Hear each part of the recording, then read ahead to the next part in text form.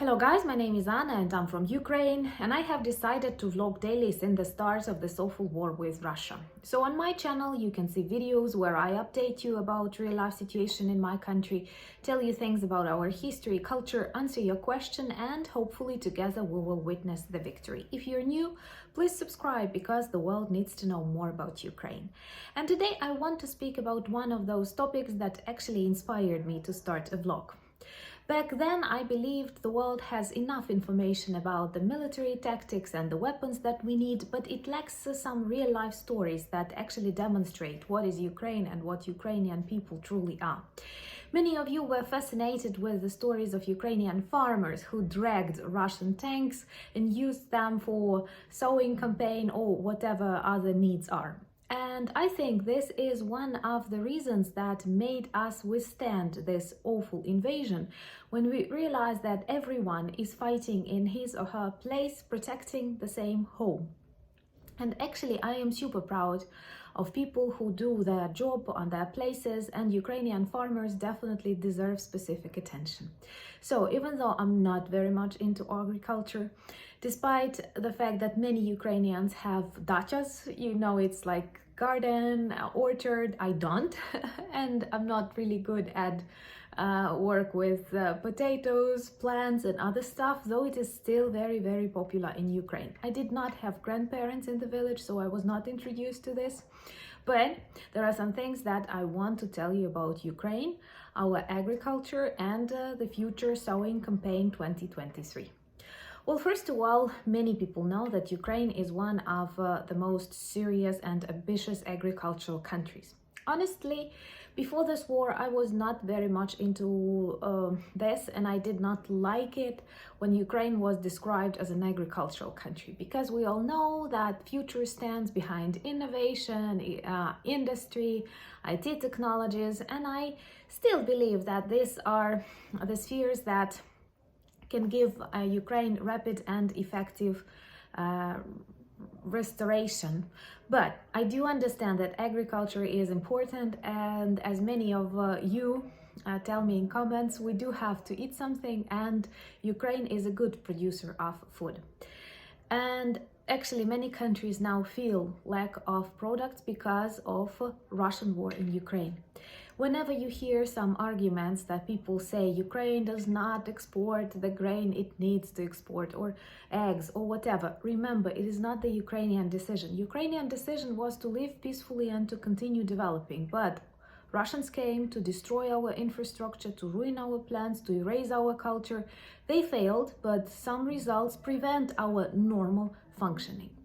So a brief introduction to this agricultural life of Ukraine. We are the greatest producer of sunflower oil in the world, and now we are associated with sunflowers.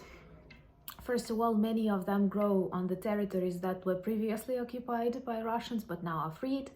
But the lands of Donbass, the lands of Kherson are known for huge sunflower fields. Also, we are serious producers of grain, honey, various chicken products like eggs and meat. And it was believed that by 2050-2060, Ukraine can become the largest agricultural exporter in the world, and maybe it will still be like that. Anyway, many of you call Ukraine the breadbasket of the world, and to a great extent it is totally true.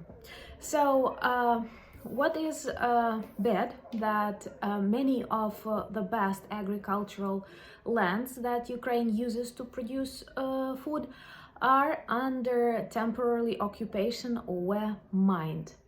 Most of them are in the east and south of Ukraine, where we have more sun. My region is wet and a little bit dark. We have like mushrooms, berries and potatoes, but grain production and other stuff is not super popular here.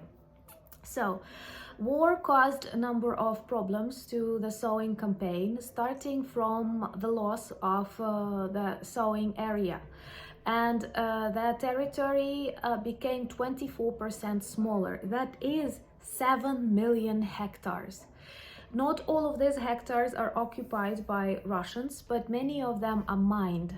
which once again demonstrates that Russians did not come here to liberate Ukrainians. They came to destroy infrastructure, to ruin global security and food chain, and they actually behave as terrorists because they prevent people from doing their basic responsibilities, and not important not just for Ukraine but for the world in general.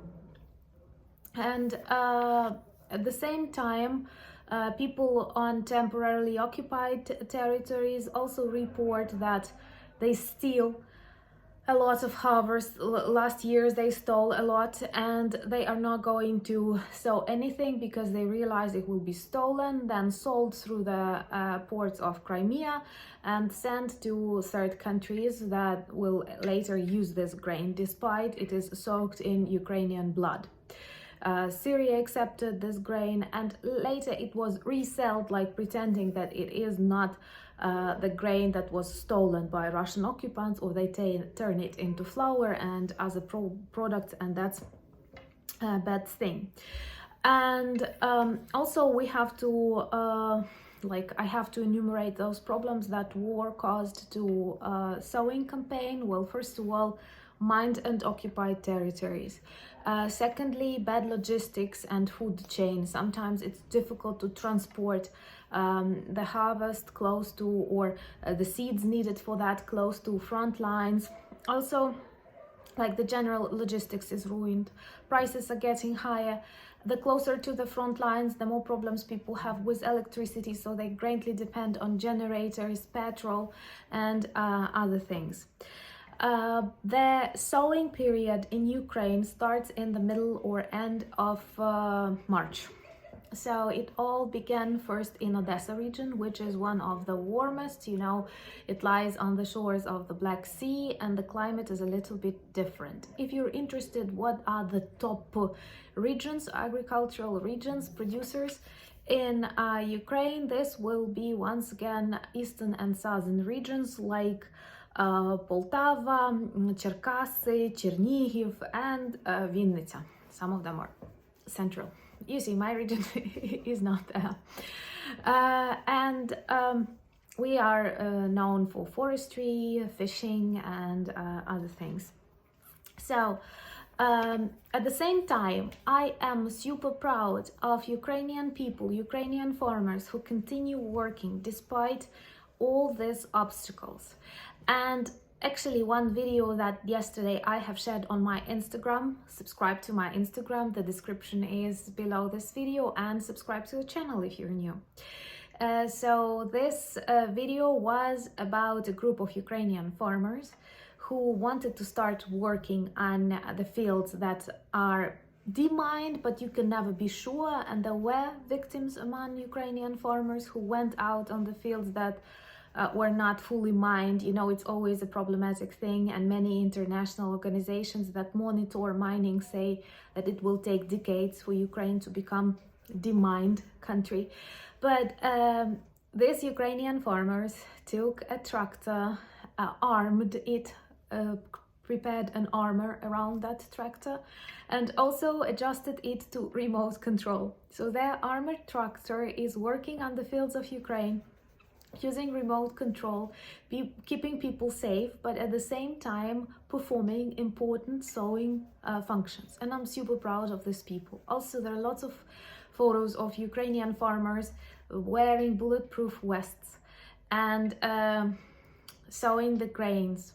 And actually, I think it is once again a beautiful metaphor that demonstrates the true essence of Ukrainian people, that despite all this hardship, darkness, violence and brutality of Russians, we continue doing our duties, we continue sowing the grain, and these are just like basic human values. And I'm so proud of Ukrainian people who are able of doing that and thinking about other nations who also depend on Ukrainian products.